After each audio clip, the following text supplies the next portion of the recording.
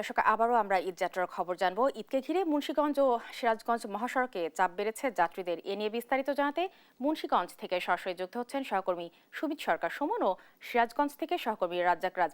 আমরা শুরুতেই চলে যাচ্ছি মুন্সিগঞ্জে। সুমন, আপনি জানাবেন সড়ক পরিস্থিতি আপনি কেমন দেখছেন, আর যাত্রীদেরকে কোনো ভোগান্তি পোহাতে হচ্ছে কিনা? ধন্যবাদ আপনাকে। আপনি আসলে যেমনটি বলছেন, মুন্সিগঞ্জে আমি যে এলাকাটি রয়েছে সেটি হলো পদ্মা সেতু টোল প্লাজার ঠিক সামনে রয়েছে। এই সড়ক দিয়ে কিন্তু ২১ জেলার মানুষ কিন্তু আসলে এই ঢাকা মাওয়া এক্সপ্রেস হয়ে কিন্তু তাদের বাড়িতে কিন্তু আসলে যাচ্ছেন ঈদে ঘরমুখ মানুষ। তারা কিন্তু আসলে আমরা সকাল থেকে দেখেছি এই সড়কে কিন্তু গাড়ির চাপ থাকলেও কিন্তু কোথাও যানজট কিন্তু আসলে নেই। এখানকার যাত্রীরা একটি অভিযোগ করছেন যে আসলে তাদের কাছ থেকে যে নির্ধারিত ভাড়া, সেই ভাড়া কিন্তু কিছুটা বেশি রাখছে বলে তারা কিন্তু একটি অভিযোগ করছেন। পাশাপাশি কিন্তু আমরা দেখেছি টোল প্লাজায় কিন্তু আসলে কয়েক সেকেন্ড দাঁড়িয়ে কিন্তু আসলে সেই যানবাহনগুলি আসলে পদ্মা পার হয়ে কিন্তু আসলে তারা গন্তব্যে চলে যাচ্ছে। আমি এখানকার কর্তৃপক্ষ তার সাথে কথা বলেছি, তিনি যেটি জানিয়েছেন এখানে কিন্তু 10টি টোল বুথ কিন্তু আসলে চালু রাখা হয়েছে এবং আমরা গত বছর যেটি দেখেছি যে হাজার হাজার মোটরসাইকেল কিন্তু এই পদ্মার পারে এসে কিন্তু আসলে তারা জড়ো হয়েছেন এবং তারা কিন্তু ঘন্টার পর ঘন্টা অপেক্ষা করতে হয়েছে। সেই কারণে কিন্তু এই বছর 3টি বুথে কিন্তু মোটরসাইকেল পারাপার করছে। সেই কারণে কিন্তু আসলে এখানে যে জটটি থাকে সেই জটটি কিন্তু আমরা আসলে দেখছি না।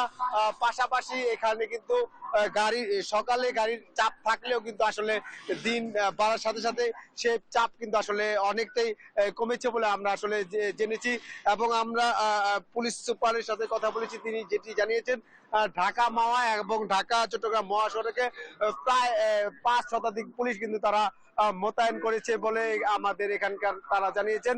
তো এই ঢাকা মহাসড়ক হয়ে কিন্তু আসলে যে ঈদের যে স্বস্তি সেটি কিন্তু আসলে স্বস্তিতে হচ্ছে বলে আমাদের তারা জানিয়েছেন। এখন আমরা চলে যাব আমাদের অপর প্রান্তে রয়েছে তার সাথে আর একটু জানতে চেষ্টা করবো। আপনি একটু জানাবেন যে সেখানকার অবস্থা, রাজ্জাক।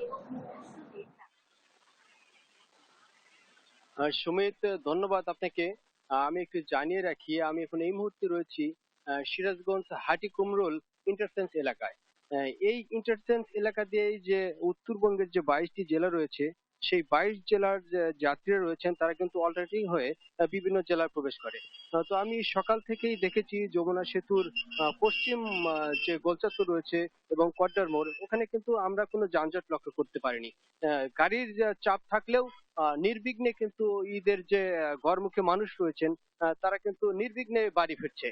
এই একই সাথে আরেকটা পুলিশের পক্ষ থেকে আমাদের জানিয়েছেন যে ঈদ যাত্রায় যেন কোনো বিঘ্ন না ঘটে, ছিনতাই ডাকাতি যেন না ঘটে, তার জন্য কিন্তু প্রত্যেকটা মোড়ে মোড়ে পুলিশের যে বিশেষ টহল রয়েছে এবং ক্যাম্প করা হয়েছে।